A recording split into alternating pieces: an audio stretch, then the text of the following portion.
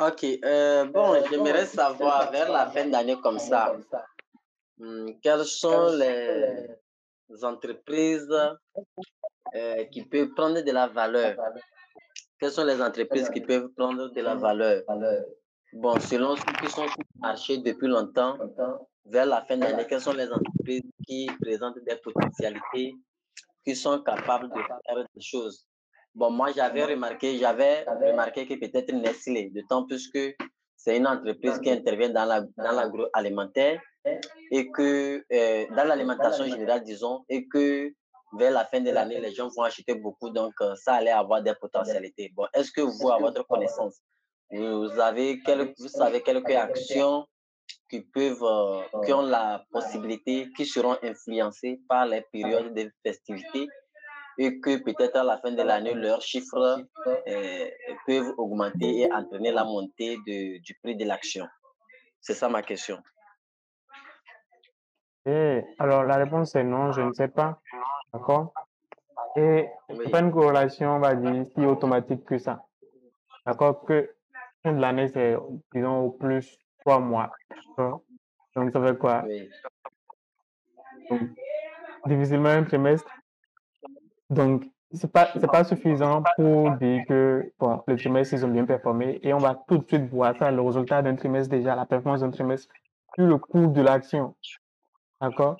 Même les résultats, Oui. c'est publié l'année prochaine, d'accord, avec 4 mois de retard. Et c'est seulement là qu'on commence par voir un mouvement dans le cours de l'action. Donc, dire que fin de l'année, bonne performance, et ça va se traduire là, tout de suite automatiquement dans le cours de l'action, c'est pas, le marché n'est pas aussi réactif que ça. Je ne crois pas. D'accord? De toute façon, enfin, si vous voulez investir sur le long terme, ce n'est pas les changements sur le moyen terme et sur le court terme là qui vous intéressent. D'accord? Donc, Oui. chercher des actions qui vont performer là sur le court terme, ce n'est pas la meilleure des stratégies. Ok. Maintenant, concernant l'action de Attijari Wafa, la S Société Ivoirienne de Banque, qui a été fractionnée, j'aimerais savoir, euh, puisque selon le fractionnement, une personne qui détenait une action se retrouve à combien?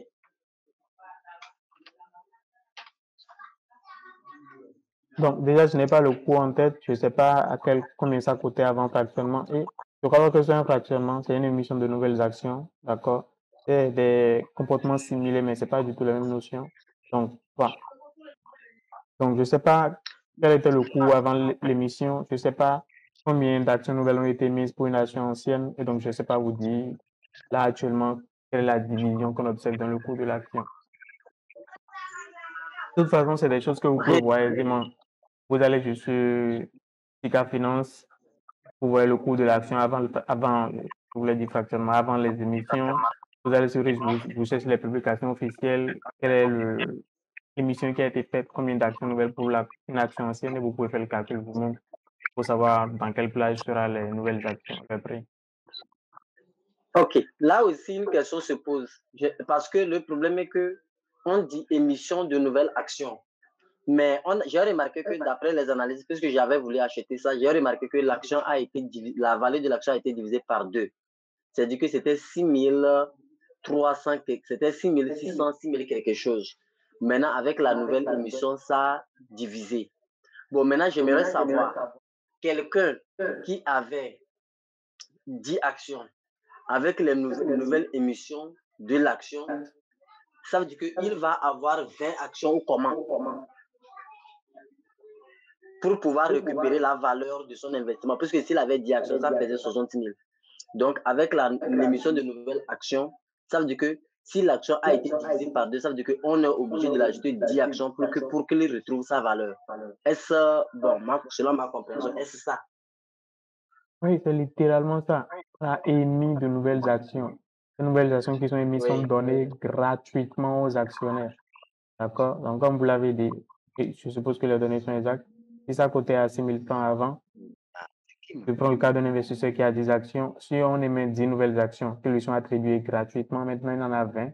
Pour conserver la valeur de son patrimoine, qu'est-ce qu'il faut faire? diviser le coût de chaque action par 2, n'est-ce pas? Donc maintenant, c'est des actions de 3000. Si je fais 3 fois 20, ça me fait 60. Si je fais 10 fois 6, ça me fait encore 60. Ça fait sens, n'est-ce pas? Alors, donc, je vais répéter la dernière partie. Donc si l'action coûtait à 6 000 francs avant l'opération, et donc vous avez pris le cas d'un investisseur qui avait 10 actions. Oui. Donc, il a 10 actions, 6 000 francs chacune. Oui. Après l'opération, si on a émis une action nouvelle pour une action ancienne, ça veut dire que maintenant il a 10 nouvelles actions en plus. Donc maintenant il a 20 actions au total, n'est-ce pas? Donc, ces 20 actions au total là ne peuvent toujours pas valoir 6 000 chacune, parce que sinon ça voudrait dire que son patrimoine a doublé. A doublé, oui. Voilà, donc c'est pourquoi la BFM se doit de diviser le coût de chaque action par 2. D'accord. Ok, Une j'ai bien action compris.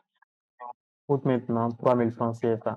Donc maintenant, il a 20 actions de 3 000 francs chacune. D'accord. Ça fait que son patrimoine n'a pas changé. D'accord, là c'est très clair. Maintenant, j'aimerais savoir, est-ce que on peut avoir, vous connaissez un cabinet de conseil, on peut avoir une plateforme qui peut on peut payer maintenant, on nous donne bon, ils vont faire des études, des performances pour que on nous situe et nous pouvons faire chose parce que pour faire ces analyses, il est un peu très difficile pour nous qui n'avons pas fait l'économie et autre chose. Donc, est-ce que vous connaissez comme une plateforme comme Joseph et Daniel comme ça, mais qui peut avoir un coût un peu chose pour que nous payons peut-être par trimestre, par an, et maintenant on nous donne des informations sur lesquelles nous allons nous baser pour essayer de mettre les petits sous que nous avons pour fructifier. Donc oui, vous avez plusieurs alternatives. Si vous êtes dans une SGI comme AGI, par exemple, ce genre d'analyse vous est envoyé périodiquement. Bon, maintenant, si votre SGI ne fait pas ce extra mile-là, vous avez quand même des alternatives. Vous avez RichBoost, d'accord, qui vous offre ce genre on va dire, beaucoup de calculs déjà préfaits qui peuvent plus ou moins faciliter votre prise de décision sur la BRVM. À part RichBoost, il y a CK Finance qui fait plus ou moins la même chose, d'accord. Les prix sont différents, d'accord. Mais oui, vous avez plusieurs alternatives. Donc ça en fait déjà 3 que je viens de citer. La SGI qui vous fournit ce genre d'informations-là, ou c'est RichBoost que vous allez prendre vous-même, ou c'est CK Finance que vous allez prendre. Ok. Maintenant, concernant la SCGI, moi, je suis rentré en bourse en août. Bon, depuis août, ils ont fait seulement une fois une étude, je pense fin août, qui m'a envoyé. Bon, mais depuis 4 mois, apparemment, ils n'ont pas envoyé quelque chose, ils n'ont pas envoyé. Donc, je ne sais pas s'ils font ça par trimestre, ou bien par semestre, ou bien comment. Et je ne sais pas Moi, de je quel suis SGI à vous la parlez. Oui. Je suis à Agi. SCGI Agi. Et donc oui, je suis à Alger aussi. Je ne sais pas enfin, à quelle fréquence ils font ça. Et dans tous les cas, même si c'était 2 fois par an, c'est largement suffisant. D'accord.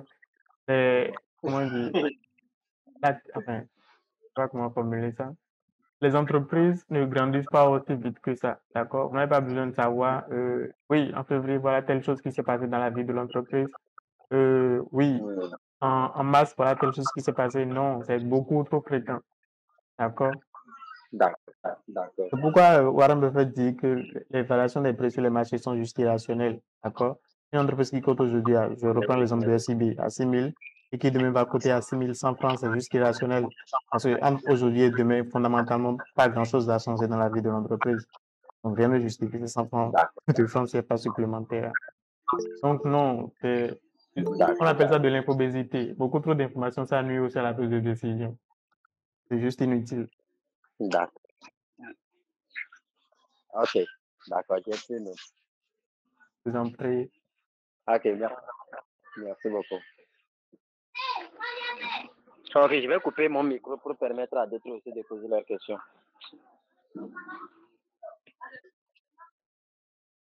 Je vois que M. Siraya a levé la main. Allez-y.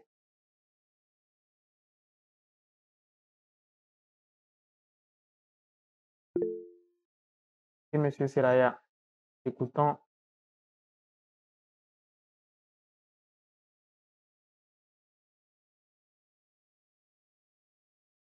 Je vais couper. On ne vous entend pas. Oui, bonsoir mon frère. Bonsoir. Allô, vous m'écoutiez? Oui, comment vous allez? Très bien, et vous? Ah, ça va. Ça fait 2 jours. Je vous ai laissé un message sur WhatsApp là, mais il semble que apparemment vous ne m'avez pas répondu depuis hier. On s'était Alors, écrit bien avant, il y a de cela 2 mois. Oui. Allô? oui. Bon, je ne sais pas votre. OK. Donc, je ne crois pas avoir de message non répondu sur WhatsApp. Je Allô, vais quand même allô? vérifier. Oui, je vous entends, M. Siraya. Allô? Je vous entends Oui, vous parfaitement. m'écoutez?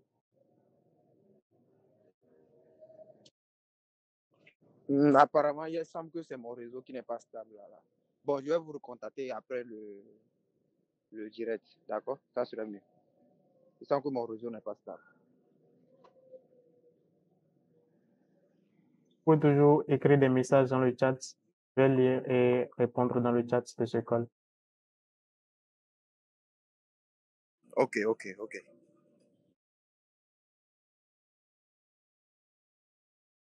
Voyez notre Monsieur Lévy, allez-y.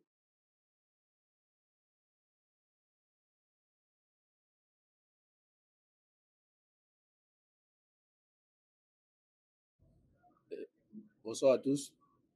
Bonsoir. J'ai une petite question là, qui me fatigue un peu là. C'est concernant la valeur intrinsèque des actions en bourse là. Comment fait-on pour pouvoir les calculer? Je prends un exemple. Concernant l'entrée en bourse de la loterie nationale du Bénin, elle est entrée avec une valeur de 400 et puis la clôture à 500. Disons la valeur avec laquelle elle est entrée de 400 et de 4000 là. Est-ce là sa valeur intrinsèque? Et puis on va voir au fil du temps son évolution pour se référer à cette valeur-là, pour dire que non, comme elle est entrée en bourse à 4000 et quelques, donc c'est ça la valeur intrinsèque de l'entreprise. Donc, du coup, on peut, comme il y a suivi une de vos vidéos qui dit qu'on doit acheter à la valeur intrinsèque de l'entreprise pour pouvoir prendre du cash, pour se faire du cash, mais faire une plus-value. Maintenant, comme la question est ainsi posée, c'est de savoir si c'est ça la valeur intrinsèque de l'entreprise ou comment est-ce qu'on peut la calculer si ce n'est pas le cas. Alors, très belle question, importante, très, très importante. La réponse est non. Alors, le prix qu'on vous donne à la IPO, c'est pas du tout, mais alors pas du tout la valeur intrinsèque. Et je vais encore aller plus loin pour dire que très souvent, c'est way plus grand que la valeur intrinsèque. D'accord? Donc, les gens sont pas bêtes. À l'IPO, ils vont pas vous vendre l'action type. D'accord? Ils vont pas vous donner le prix correct ou vendre à un prix abordable. Ils vous vendent généralement à la valeur intrinsèque plus un premium. D'accord? Et le premium, généralement, il est très grand. Je l'ai dit dans le groupe, j'ai évité de faire une vidéo dessus pour pas trop influencer la chose.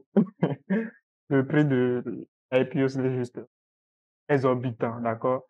4900 pour la LNB. Il fallait juste voir les chiffres. Pour calculer le pair, c'était un pair de 24. Ça fait même, faut laisser à faire, ça fait pas sens. D'accord? Donc voilà l'affaire. Donc, la valeur intrinsèque, c'est une valeur que vous trouvez en appliquant ce qu'on appelle une méthode de valorisation. D'accord? Donc, première étape, vous essayez de catégoriser l'action. Il y en a 6 catégories seront Peter Lynch. Selon la catégorie où vous avez, que vous avez identifié pour l'action, vous appliquez la méthode de valorisation qui est adaptée à cette catégorie-là et vous aboutissez à ce qu'on appelle la valeur intrinsèque. Et même là, vous ne voulez pas acheter directement la valeur intrinsèque, vous voulez appliquer ce que Ben Graham appelle une marge de sécurité. Si vous avez trouvé que votre action vaut 10 000 francs CFA, vous ne voulez pas acheter à la valeur intrinsèque de 10 000, vous voulez peut-être acheter à 7 000, c'est-à-dire avec une marge de sécurité de 30%. Par rapport aux 10 000, ça vous fait 7 000 francs CFA. Donc, vous l'achetez un peu en deux fois de la valeur intrinsèque. Donc voilà le processus que vous suivez. Et évidemment, il y a Raceboost qui a ses méthodes de valorisation qui va vous proposer des valeurs intrinsèques terme pour Sika Finance, d'accord? On peut utiliser des méthodes de valorisation différentes, aboutir à des valeurs intrinsèques complètement différentes. Ça fait complètement sens. Les méthodes de valorisation ne sont pas identiques, c'est pas les mêmes calculs, ce n'est pas les mêmes inputs. Donc, ça fait sens que ce ne soit pas les mêmes outputs. D'accord? Donc, comme je le dis, la valeur intrinsèque, c'est pas quelque chose d'absolu. Deux investisseurs différents peuvent aboutir à des valeurs intrinsèques complètement différentes. Donc, voilà. Mais une fois encore, si on revient au prix IPO, c'est très souvent, c'est très au-dessus de la valeur intrinsèque. C'est pourquoi moi, généralement, je déconseille aux gens de participer aux IPO. Vous laissez l'action venir sur le marché et là, vous pouvez acheter avec des cotes. C'est ça même l'intérêt, l'essence même de participer à un marché boursier. D'accord? Le marché boursier a ceci de particulier qu'on peut acheter des choses avec des cotes. Comme on dit là, je sais pas comment dire. C'est très rare, voilà. Sur le marché de l'immobilier, c'est très rare d'acheter un bien avec une décote de 50% par exemple. Ça peut arriver, mais c'est relativement rare. Sur la bourse, mais c'est juste fréquent en fait. Donc ça revient à ce que je dis, c'est très rare d'avoir un marché où on peut avoir des décotes avec cette fréquence-là, d'accord? Les prix sont irrationnels sur les marchés financiers sur le court terme. Et c'est juste à l'opportunité. Donc aller acheter des actions très chères avec à la valeur intrinsèque plus un premium juste exorbitant à la IPO, ça fait aucun sens. Quand on sait que tout l'avantage du marché financier, c'est de pouvoir acheter des biens avec des décotes importantes. Donc, voilà. Donc, prix IPO, c'est pas la valeur intrinsèque, pas du tout, très loin de là. Ok, c'est bien noté. Merci beaucoup. Après,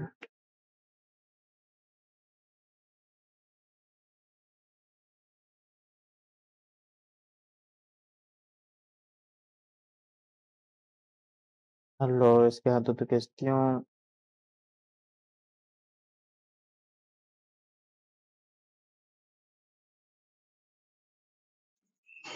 Oui, allô? Est-ce que je Oui, peux monsieur parler? Jean-Baptiste, bien sûr. C'est sur la question de la valorisation. Sur la question de la valorisation et la sous-valorisation d'une action. J'aimerais savoir, est-ce que si une étude aujourd'hui, par exemple, montre qu'une action est sous-valorisée, est-ce que c'est clair? Maintenant, peut-être après la publication de ces résultats, ça a entraîné l'augmentation de la valeur de l'action. Est-ce que lorsqu'on va recalculer la valorisation va-t-elle augmenter ou bien va-t-elle rester toujours stable? Ou bien je réponds à ma question. Non, c'est plutôt clair. Ok. Donc, la réponse elle est Oui, plutôt évidente. La réponse, c'est oui. Donc, c'est pourquoi on vous conseille de revoir vos positions sur les marchés financiers après chaque annonce, enfin, après chaque annonce officielle. Donc, si vous avez une annonce à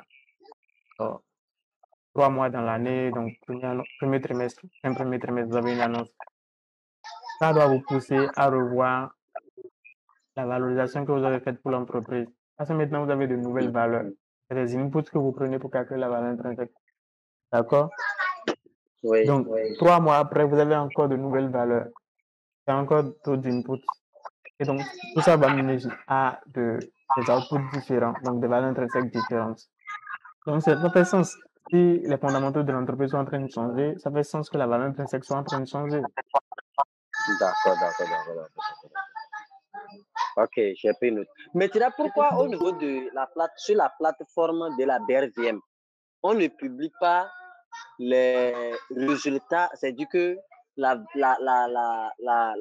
c'est du que bon, sur Sika Finance, par exemple, tu vas voir que sur au moins 10 ans ou bien 5 ans, tu vas voir comment l'action a évolué. Mais nulle part sur la plateforme de la BRVM, bon, je ne sais pas, ou bien peut-être c'est moi qui ne sais pas manipuler, on n'arrive pas à trouver. Alors que on a besoin de ces informations-là pour pouvoir se situer, voir comment l'historique de l'entreprise sur une période quinquennale ou bien de la décennie. Pourquoi maintenant sur la BRVM, on n'arrive pas à faire ça? Parce que depuis lors, j'ai cherché ça là-bas, je n'ai pas trouvé. Quelquefois, c'est sur Sika Finance, on arrive à avoir des informations comme ça. Est-ce que, bon, ou bien c'est moi qui ne sais pas utiliser la plateforme de la BRVM? Oui, alors déjà sur Sika Finance, vous pouvez avoir ces valeurs-là dans un tableau où, alors là on est en quoi, 2024, Donc, le tableau va vous montrer les valeurs de 2019 à 2023. Comme ça. 2000? Et 2019 à 2023. Oui. C'est ma page préférée sur CK Finance. Ça s'appelle, vous cliquez sur une action, vous tombez sur la page de l'action, vous allez dans l'onglet Société. D'accord? C'est ma page préférée sur CK Finance. D'accord? Donc, sur 5 ans, vous pouvez l'avoir sur CK Finance. Sur Rich Boost, vous pouvez l'avoir pour encore plus longtemps si vous prenez le abonnement. D'accord? Vous prenez l'abonnement premium. Et donc, non seulement il vous montre ça dans un tableau où il y a bien plus d'années, mais il vous trace même des graphes. D'accord? Vous voyez comment ça évolue. C'est encore plus clair. D'accord? Donc, oui, Ok. ces données sont disponibles si vous prenez des abonnements ou si vous manipulez plus ou moins Est-ce que CK Finance. est-ce que vous avez une idée sur l'abonnement sur le plan annuel? Est-ce que c'est un montant quand même qui est abordable à tout le monde? Alors, Richebourg, je crois que récemment, ils ont changé le prix, donc je n'ai plus ça très bien en tête, mais ça coûte pas grand-chose. Alors, anciennement, je crois que ça coûtait quelque chose autour de 7000 francs par mois, ou par trimestre, je sais vraiment plus, d'accord?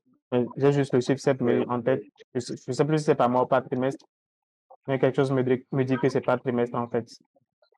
Mais bon, donc, au risque de, Est-ce je ne veux pas donner une fausse information, puisque les prix sont abordables. que Maintenant, l'autre chose que je voulais compléter, c'est, oui, si vous prenez la formation BRV Masterclass, il y a un mois d'abonnement gratuit de Richboost qui vous est offert. Donc, je ne sais pas, il y a peut-être des gens ici qui sont dans la formation. Si je vous le rappelle juste d'accord, que vous avez un mois de abonnement premium de Richboost qui vous est offert, contactez-moi en inbox pour en profiter. D'accord. D'accord. Et maintenant, la formation Masterclass, c'est Rich Boost qui organise ça ou bien c'est vous-même qui organisez ça? C'est Monsieur Boost, moi, donc, qui organise ça. C'est pas Richboost. Ah, d'accord. Ok, bon, il n'y a pas de problème. Même moi, ce que c'est l'abonnement, puisque bon, j'ai déjà une chose, moi, c'est l'abonnement comment l'appelle-t-on, à leur chose là, pour que à chaque fois, ils arrivent à me donner des informations. C'est ce qui m'intéresse beaucoup plus. Donc, je vais me connecter dès que je serai connecté. Je vais chercher voir combien ils font ça par trimestre, par an ou bien par mois. Alors, une autre information que j'ai oubliée, donc, pour les gens qui sont dans la formation, oui, vous avez un mois gratuit. Donc, pour les gens qui ne sont pas dans la formation, j'ai quand même un lien d'affilié pour vous. Bah oui, personne n'a oublié. Donc, si vous voulez prendre la formation et que vous utilisez le lien que je vous fournis, vous aurez un mois supplémentaire offert. D'accord? Si vous utilisez le lien que je vous fournis, plutôt que d'aller directement sur la plateforme pour prendre l'abonnement. Oui. Donc, Ok, là, c'est une bonne opportunité alors. Et alors, je vois, il y avait Monsieur Lévy qui levait la main. Et là, il a baissé sa main. Vous avez toujours une question, Monsieur Lévy? C'était pour juste répondre un peu à la préoccupation de Jean-Baptiste, de M. Jean-Baptiste, concernant pourquoi il ne trouvait pas des informations sur la BFM, concernant les graphes et l'évolution des coûts des actions. Ils ont un problème avec leur système là. Ils ont dû lancer un appel d'offres pour pouvoir répondre à cela. J'ai lu l'appel d'offres, ils avaient besoin des informaticiens, des génies logiciels pour concevoir un logiciel là qui va permettre de pouvoir voir le coût des actions en termes de graphes, comme il avait dit, et puis bien d'autres encore. Voilà, c'était ça que je voulais ajouter. Bien, super.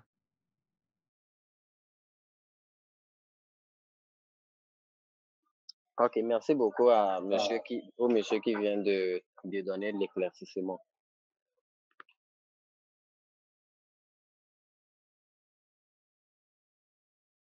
Est-ce qu'il y a des questions? N'hésitez pas.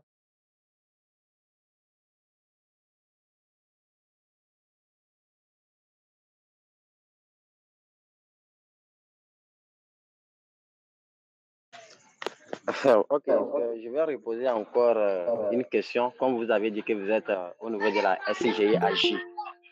Lors de l'ouverture du compte chez AJ, bon, ils n'ont pas parlé de comment que deviennent les actions d'une personne lorsque la personne ne serait plus de choses. C'est-à-dire que bon, je sais pas comment il faut dire ça. Donc, je sais pas, ils n'ont pas envoyé un papier sur lequel on devrait mettre une personne qui est héritière. Ou bien, je sais pas, c'est moi qui n'ai pas eu ça. Et alors, donc, c'est comme avec tous vos autres comptes bancaires ou je sais pas quoi. Si vous décédez, d'accord, vos ayants droit vont se manifester. Vous avez juste à dire à vos ayants droit que vous avez un compte AGI. Quand vous allez mourir, vos ayants droit vont se manifester. AGI va leur demander des documents à fournir pour prouver leur lien de parenté, qu'on soit avec vous. Quand ils vont faire ça, ils pourront jouir de vos biens.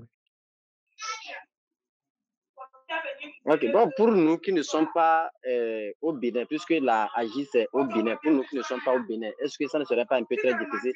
Parce que la question que moi je me pose est que normalement, pour ces genres de trucs, on devrait avoir une personne que tu vas désigner. Par exemple, moi, chez nous, au Togo, généralement, quand tu ouvres un compte dans une banque, lorsque tu fais chose, on te demande une personne qui peut reprendre ton compte lorsque tu n'es pas chose, tu ne serais plus là. Et donc, tu envoies les informations de cette personne. Bon, maintenant, ici, je me pose la question d'un pays à un autre. Est-ce que vraiment, ils ont un cadre juridique qui va vraiment donner une transparence dans ça? D'autant plus que nous n'avons pas déposé des documents comme ça physiques. Jusqu'à présent, même j'ai oublié, je n'ai pas encore imprimé mes documents. Donc, est-ce que sur ce côté-là, ça ne peut pas venir faire chose lorsque c'est aussi chose. La femme, là, je l'ai écrit, mais très souvent, elle n'a pas assez de temps pour répondre. C'est lorsque je fais les dépôts, je l'envoie la capture, qu'elle positionne. Mais quand je pose des questions comme ça, elle n'a pas trop de temps pour me répondre. Et donc, à l'ouverture du compte, est-ce que vous avez eu des difficultés à ouvrir le compte après des procédures, malgré que la SDI ne soit pas, comme vous le dites, au Togo?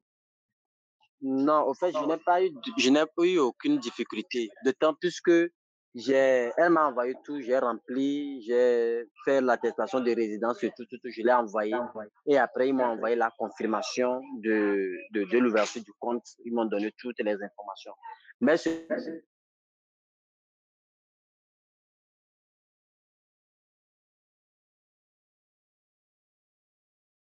J'entends plus.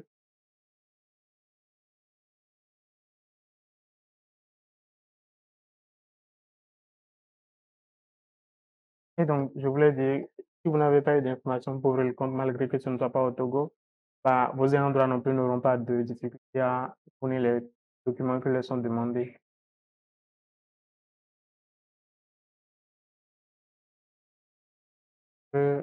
Donc, entre-temps, nous allons prendre la question de M. Gaston. Oui, bon. Bonjour, coach. Oh, Bonsoir. Moi, j'avais deux questions. Je voulais savoir, peut-être qu'elle a été répondue déjà dans un des lives avant. Est-ce qu'il est possible de transférer son compte titre d'une SGI à une autre? oui. Ça, c'est la première question. OK, d'accord. Donc là, est-ce que c'est une procédure qui, il faut juste demander et la SGI s'en occupe ou c'est le client qui est impliqué quelque part à un certain niveau? Alors, vous avez juste à manifester votre intention auprès des deux SDI, la SDI où vous êtes présentement. D'accord, Et bien sûr, avant de faire ça, il d'accord. faut déjà ouvrir le compte dans l'autre SDI. D'accord? Et Oui, donc, bien sûr. là, vous avez deux gestionnaires et vous dites aux deux gestionnaires, voilà, je veux migrer mes biens de là vers là. Et à partir de là, c'est eux qui gèrent le processus. Maintenant, le tarif, il y a une tarification par ligne. Donc, plus vous avez de lignes, plus c'est coûteux. D'accord? Donc, avant de faire ça, vous pouvez D'accord. peut-être réduire le nombre de lignes que vous avez, De avant ligne. de OK, procéder à l'opération. OK, d'accord. Ma deuxième question, c'est plutôt un peu sur l'environnement, j'ai envie de dire politique, parce que là, je viens de voir la. Je sais que euh, vous avez comme trois actions fétiches qui sont des fast growers et deux de ces actions se trouvent au Burkina Faso. Et là, je viens de voir qu'il y a une réunion de, je sais pas, de la CEDEAO et le retrait de l'AES de l'organe, en fait, de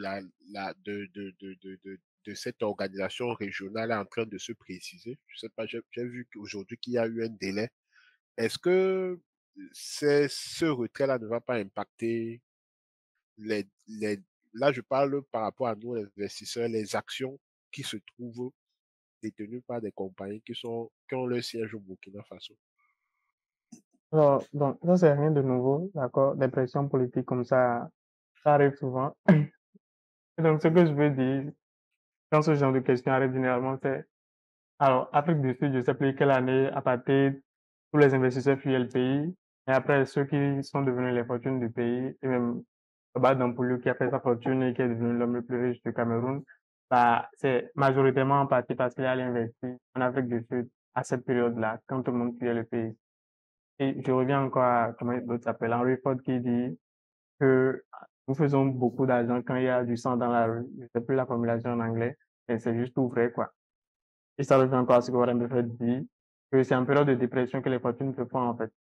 C'est là que tout est déprécié, tout se vend cheap, moitié prix, à tiers prix.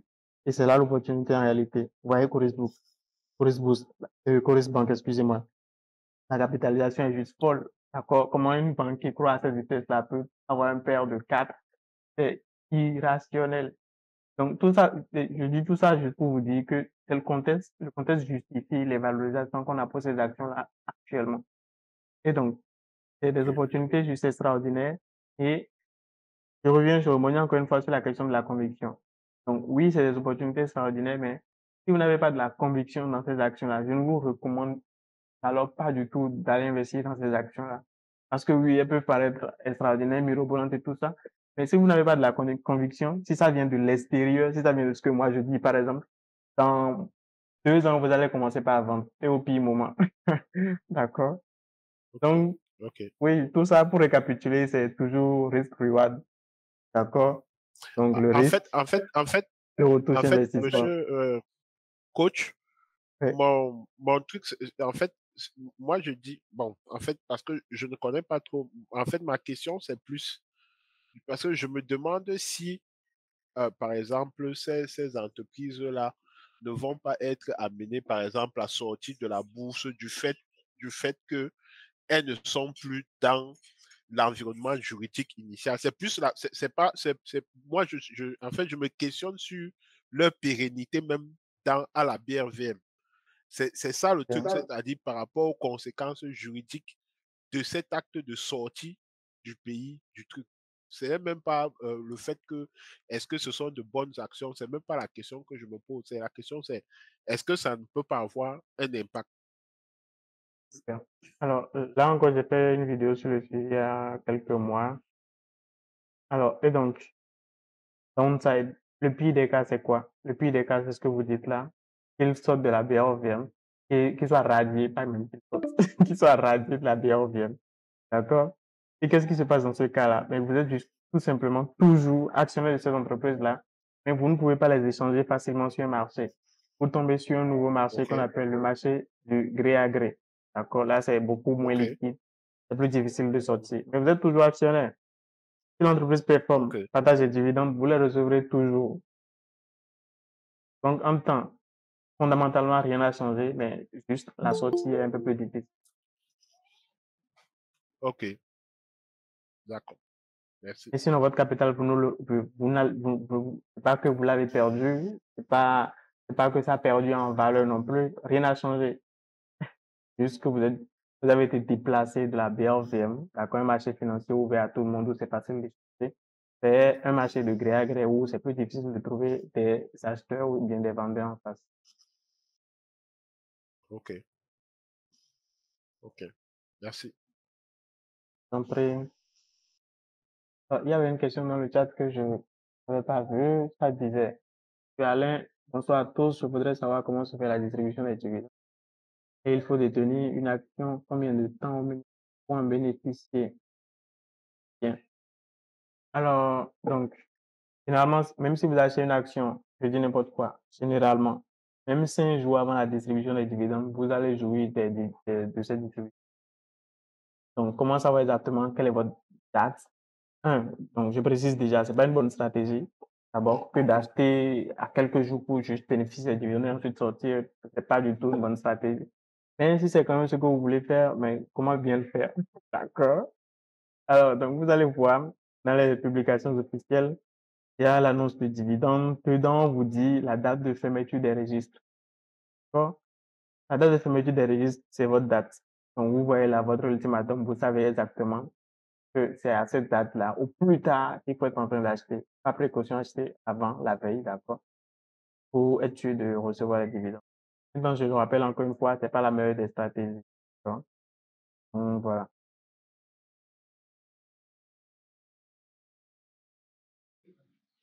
Bonsoir. Donc, monsieur, Ma question est de savoir, actuellement concernant la LNB, les actions qui nous sont vendues, est-ce que c'est la société LNB qui vend ou bien c'est les SCGI ou bien il y a déjà les gens qui sont détenteurs de ces actions et qui les vendent? donc, à l'heure où nous parlons, le marché, enfin, les actions sont déjà sur le marché secondaire, donc, c'est d'autres actionnaires qui sont en train de vous vendre leurs actions. Ce n'est pas la LNB directement qui vous vend les actions. Ça a été fait sur le marché primaire quand, au moment où il fallait manifester son intention et avoir ses actions sur le marché primaire. Là, l'action est déjà sur le marché, sur la BRVM, donc le marché secondaire. C'est d'autres individus qui vous vendent ces actions-là. Et en soi, ça ne fait aucune différence. Vous êtes juste intéressé par les actions. Qui vous vend les actions, c'est pas ça qui est important. Maintenant, j'aimerais savoir, au marché primaire, est-ce que nous, comme ça, on pouvait acheter au marché primaire? Parce qu'on voit que ceux qui ont acheté ça au marché primaire, maintenant, ici, ils se font de l'argent parce qu'à l'entrée, en même temps, l'action est passée à 7,5 et ce qui est possible que au cours de la semaine même, elle puisse encore avancer.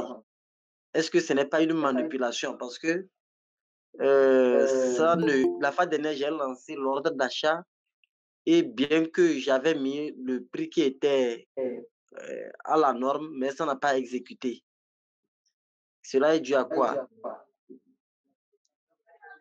Et donc, probablement un problème de liquidité, et ça fait sens. C'est une IPO, d'accord? Initial Public Offering, tout le monde est intéressé, je dis tout le monde grossièrement, est intéressé par l'action.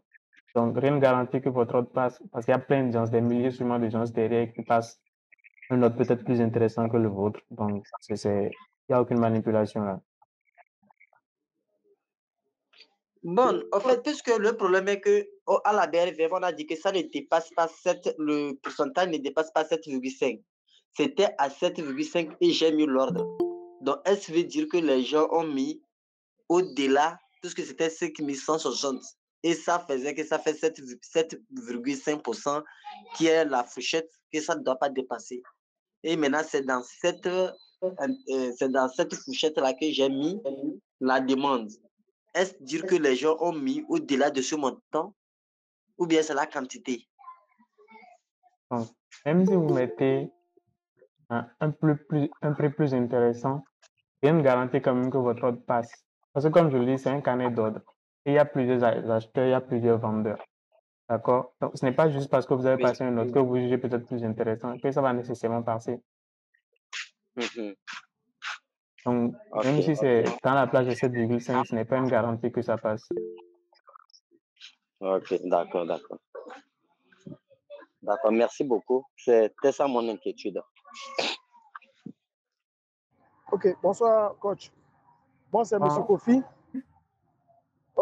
Il semblerait qu'il y ait de nouvelles sociétés qui viennent, il semblerait que je dis, qui viendront sur la BRVM. Donc, si vous avez quelques idées, si vous pouvez nous le dire, nous allons réserver un peu d'argent pour faire quelques achats au niveau de ces nouvelles sociétés-là. C'est un peu ça ma préoccupation. Merci. Et donc, oui, très clairement, il y aura d'autres IPO. Je ne sais pas. D'accord, je n'ai pas entendu des bruits de couloir sur les noms. Et donc, je ne sais pas vous donner des noms là tout de suite. Même si je le savais, ce ne serait pas très, enfin, politiquement correct de donner des noms là. Surtout si les informations ne sont pas encore confirmées. dans tous les cas, quand l'information sera disponible, vous aurez suffisamment de temps pour vous positionner. Vous voyez juste le cas de la LNB, d'accord? Personne ne peut dire que lui, il a entendu ça beaucoup trop tard, ou bien ce genre de truc-là. Non, c'est dit bien à l'avance, c'est pas, vous n'allez pas manquer de temps pour vous investir si c'est ça votre souci.